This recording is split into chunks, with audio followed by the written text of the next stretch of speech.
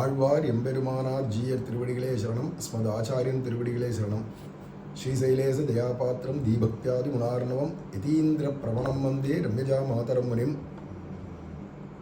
ஸ்ரீமத் கிருஷ்ண சமாஹ்வாய நமோ யாமனசூனவே யற்கட்டாட்சைக்க லக்ஷாணாம் சுலபஸ்ரீதர சதா மன்வீர்காளிங்கே மணவாள மாமுனிவன் பொன்னடியான் சங்கமல போதுகளை உன்னிச்சிரத்தாலே தீண்டில் அமானவனும் நம்மை கரத்தாலே தீண்டல் கடன்.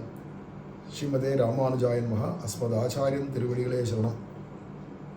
இந்த திருப்பாவையில் வரக்கூடிய திருநாம மகிமை அல்லது திருநாம சங்கீர்த்தனத்தினுடைய பெருமைகள் அந்த வியாக்கியானங்களை இப்போ அனுபவிச்சுட்டு வரோம்.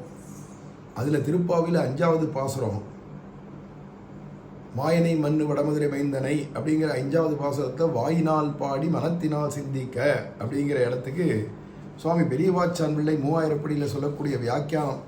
வாயினால் பாடி பகவானுடைய திருநாமங்களை வாயினால் பாடுறது அப்படிங்கிறச்சு அதுக்கு வாய் படைத்த லாபம் பெற்றோம் என்று திருநாமத்தை சொல்லி அப்படிங்கிறாருங்க. வாக்குன்னு ஒன்று பகவான் கொடுத்துருக்கானே, அதுக்கு ஒரு பிரயோஜனம் வேணும். வம்பு பேசுறதுக்காக வாக்குன்னோம். ஒரு கால் நீ எதை தான் நீ படி கற்கின்றதெல்லாம் கடைன்னு விட்டார் திருமழிசை ஆழ்வார். அப்போ என்னடான்னா வாக்குன்னு ஒன்று கொடுத்துருக்கான், பேசுகிற சக்தி. ஏதாவது விலங்குகள் பேசுமானா பேசாது, பறவைகள் பசுபட்சிகள்னு எதுவுமே பேச போகிறதில்ல. மனுஷயினம்தான் இந்த 4வது வாக்கு கொடுத்துருக்கான். இப்போ வைகரி வார்த்தையாக நம்ம பேசுகிறோம் இல்லையா, இது துரிய வாச்சம் அப்படின்றது. மனுஷியா துரியம் வாச்சம் வதந்தி அப்படிங்கிறது வேதமே. அப்போ 4வது விதமான வாக்குங்கிறது தான் இப்போ நம்ம பேசுறது. அடியிலேருந்து ஆரம்பத்தில் அடி நாபியில் மனசில் ஆரம்பித்து ஒரு ஸ்தானத்தையும் வாக்கு இருக்குது. கடைசியில் பேசுகிற வாக்கு மனுஷனுக்கு மட்டும்தான் கொடுக்கப்பட்டிருக்கு 4வதா. அப்படி இருக்குச்சு இந்த மனுஷனுக்கு இந்த வாக்கு கொடுத்ததுக்கு ஒரே பிரயோஜனம், இவனுக்கு 6வது அறிவு இருக்கிறதுனால இந்த வாக்கை கொண்டு இந்த வாயையும் கொண்டு எதை பேசணும், இந்த நாக்கு புரடுறதே, இந்த புரடுற நாக்கை வச்சுன்னு எதை பேசணும், எதுக்காக நாக்கு கொடுத்துருக்கு, வாக்கு கொடுத்துருக்கு, வாய் கொடுத்துருக்கு அப்படின்னா நாம சங்கீர்த்தனம் பண்ணுறதுக்கு பகவானுடைய நாமத்தை சொல்கிறது தான். அதனால் வாய் படைத்த பிரயோஜனம் லாபம் பெற்றோம் என்று திருநாமத்தை சொல்லி வாய் படைத்த பிரயோஜனம் அல்லது வாக்கு கொடுத்த பிரயோஜனம். அதனால சொல்கிறார், ஜிஹ்வே கீர்த்தய கேசவம் முரளிபும் சேதோ பஜஸ்ரீதரம் அப்படின்னு குலசேகர பெருமாள் முகுந்த மாலையில் சொல்லச்சவே ஜிஹ்வே கீர்த்தய கேசவம், வாக்குக்குடைய பிரயோஜனம் அல்லது நாக்குடைய பிரயோஜனம், வாயுடைய பிரயோஜனம் எல்லாம் அந்த பகவான் கேசவனை பாடுறதுக்காக தான், நாமத்தை சொல்கிறதுக்காக தான் அப்படிங்கிறத. அது குலசேகர ஆழ்வார்ன்றதான குலசேகரரா அல்லது பின்னாடி வந்த ஒரு ராஜாவுக்கும் குலசேகரன் பேர், அவர் சம்ஸ்கிருத வித்வானாக இருந்தார், அவர் தான் முகுந்த மாலை அருளி செய்தார்லாம் இருக்குது. நம்ம இப்போ அதில் ஆழத்துக்கு போக வேண்டாம். ஆனால் ஆழ்வார் ஆண்டாளுடைய பாசனத்துக்கு வியாக்கியானத்தில் வாய் படைத்த லாபமே பெற்றோம் என்று திருநாமத்தை சொல்லி பகவன் நாமம் சொல்லதான் வாக்கு கொடுத்தது நமக்கு கிடைச்சதுக்கு பிரயோஜனம். ஊமையாக இருந்தால் முடியுமோ? ஊமையோ அன்றிச்ச விடோ அனந்தரோன்னு பின்னாடி சொல்ல போகிறா. அப்போ ஊமையாக இருந்துட்டோமானா நமக்கு வாக்கு இருக்க போகிறதில்ல.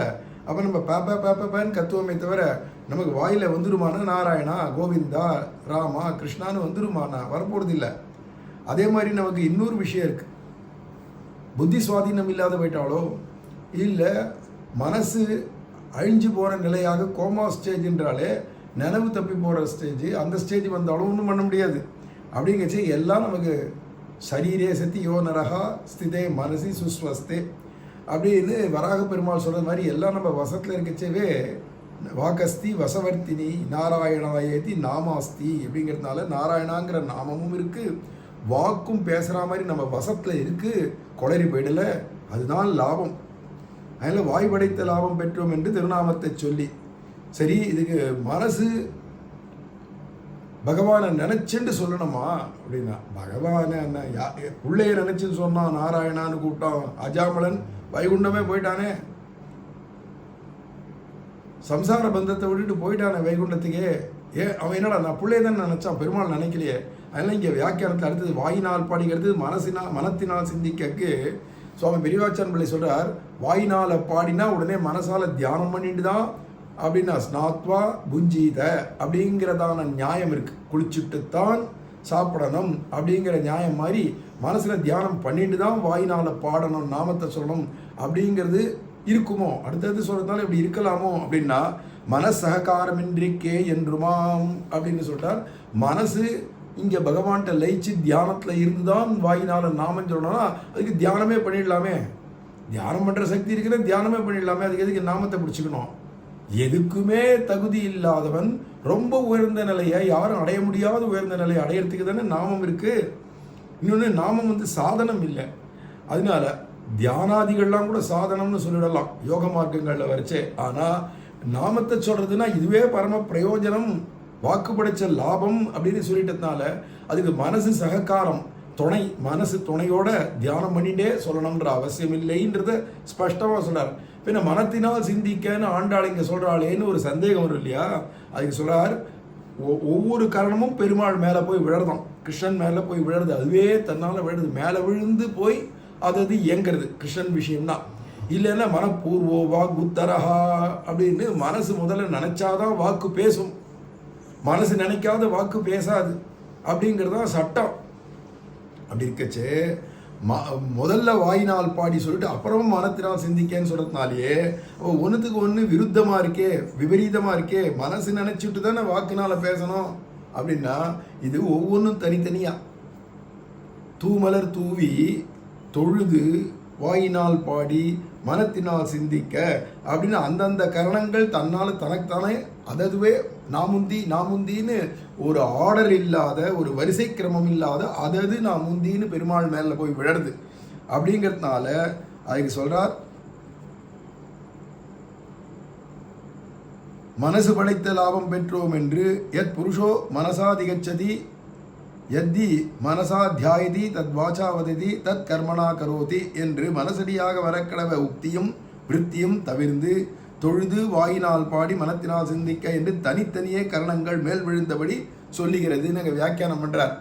பொதுவாக மனசனால நினைக்கணும், அதுதான் பேச்சா காரியங்களும் நடக்கும் அடுத்தது அப்படின்னு இருக்கச்சு. இங்கே தலைகீழ வருது, தூமலர் தூவி தொழுதுன்னு முதல்ல சொல்லிட்டா கரணத்தினால செய்யுது, இதை கைகளால் செய்யுது. அடுத்து என்னடனா வாயினால் பாடின்னு வாக்க சொல்லி தலைகீழ சொல்லிட்டு வரா, அப்புறம் மனதினால் சிந்திக்கன்னு சொல்றா. இப்படி தலைகீழ சொல்லிட்டு போறாள்னா அதாவது தன்னால் போய் பெருமாள் மேலே விழறதுன்றதுனால நீ தியானம் பண்ணிட்டு தான் அப்படின்னா கையை குவிச்சுட்டு இப்படி தான் இருந்துட்டு தான், இல்லை தொழுதுண்டு இப்படி தலைக்கு மேலே தொழுதுண்டு தான், இல்லை தூமலரை தூவி தொழுதாதான் நாமம் சொல்லணுன்றது இல்லை. நாமும் யார் வேணா, எங்கே வேணா, எப்போ வேணா, எப்படி வேணா சொல்லிட்டு இருக்கலாம். அதில் எந்த விதமான நியமமும் கிடையாது. அப்படிங்கச்சு அதது தனித்தனியாக ஈடுபடுறது பகவான்கிட்ட அப்படின்னு நாமம் சொல்கிறதுக்கு மனசில் எண்ணி நினச்சிட்டு தான் பகவானை அப்புறமா அதை சொல்லணும். அவன் ரூபத்தை தியானம் பண்ணிட்டே சொல்லணும், அவனுடைய குணங்களை தியானம் பண்ணிட்டே சொல்லணும் அப்படிங்கிற விஷயம் இல்லை. நீ சொல்கிற நாமத்துக்கு அர்த்தம் என்னன்னு தெரியாத நீ சொன்னால் கூட ஆனால் அதுக்கு பூர்ண பலன் உண்டு. ஏன்னா இப்போ பொதுவாக செங்கல் மேலே நிற்கிறான் பாண்டுரங்கன் அப்படின்னா விட்டல்னு பேர். நம்ம மராட்டியில் விட்டல் விட்டல் விட்டல்னா அது என்னடா செங்கல் மேல் நிற்கிறான்னு அர்த்தமாயிடும் அப்படின்னா அது இல்லை. இது வெறும் மராட்டி வார்த்தை இல்லை விட்டல்ன்றது. விட்டல் அப்படிங்கிறது சம்ஸ்கிருத பதம், அதுக்கு வேதாந்தபரமாக வேற வியாக்கியானம் இருக்கு. இப்போ அத்தனை வியாக்கியானங்களையும் வேதாந்தபரமாக விட்டலுக்கு என்ன சொல்லியிருக்கு, ராமனுக்கு அந்த பதம் என்ன வியாக்கியானம் சொல்லியிருக்குன்றெல்லாம் தெரிஞ்சுண்டு அந்த அர்த்தத்தெல்லாம் மனசில் வாங்கிண்டு மனசில் நினச்சிண்டு அப்புறமா நாமம் சொன்னால் தான் பலிக்கணும். இல்லை ஒன்றும் தெரியாது. நாம பரத்தை சாதனாகின்னுட்டா பண்டரிபுரத்தில், நாமத்தை தவிர்ந்து வேற சாதனை கிடையாதுன்னுட்டா. அதனால இங்கே ஆழ்வார்களும் பல இடங்களில் சொல்லிட்டு போகிறா, சாதனை வேற ஒன்றுமே எனக்கு சாதனையும் கிடையாது, சாத்தியம் கிடையாது, எல்லாம் ஒன்றே தான், பிராப்பியமே எனக்கு நாமம் தான் முடிச்சுவிட்டா வியாக்கியானங்கள்லாம். அப்படிங்கிறதுனால இங்கே சொல்கிறார், மனசகக்காரம் இருந்து தான் சொல்லணுன்ற அவசியம் இல்லை, தனியாக நாமத்தை மாத்திரம் நீ உச்சரிந்தா போகிறோம். அதுதான் நாமோச்சாரண மாத்திரேன, அதுவும் சகிர் நாமோச்சாரண மாத்திரேன. ஒரு முறை நாமத்தை உச்சரித்தா கூட போருமே, அது எப்படி உச்சரித்தாலும் பரவாயில்ல. சாங்கேத்தியம் பாரிஹாஸ்யம் வா ஸ்தோபம் ஹேளனமேவ வா வைகுண்ட நாம கிரகணம் அசேஷாக ஹரம் விதுன்னுலாம் சொல்லியிருக்கு. ஆழ்வாரும் எங்கனே சொல்லினும் இன்பம் பயக்குமே இருக்கிறதுனால நீ மனசோட நினைச்சிட்டு தான் சொல்லணுன்ற எந்த விதி நிஷேதமும் கிடையாதுங்க. நாமத்துக்கு இப்படி செய்யக்கூடாது, இப்படி செய்யணும் அப்படிங்கிற ரெண்டுமே கிடையாது. டூஸ் அண்ட் டோன்ட்ஸ் ஏதாவது உண்டா சுவாமி நாமம் சொல்கிறதுக்கு? நான் ஒன்றும் கிடையாது. நீ நாமம் சொன்னால் போகிறோம், நீங்கள் நாமத்தை கேட்டால் கூட போகிறோம். இல்லை யாரோ நாமம் சொல்கிறா, அவள் பலனை நமக்கு கொடுத்துட்டாருனா கூட அந்த நாமத்தை சொன்ன பலனை அது கூட நமக்கு போருமே அப்படின்றதுலாம் இதிகாச புராணங்களில் பல இடங்களில் காட்டப்படுறதாக்கிறதுனால அதனால் இங்கே மனசகக்காரமின்றிக்கே என்று மாம் அப்படின்னு இல்லை ஏக்காரம் வேற கொடுக்குறார், அழுத்தி சொல்கிறார்.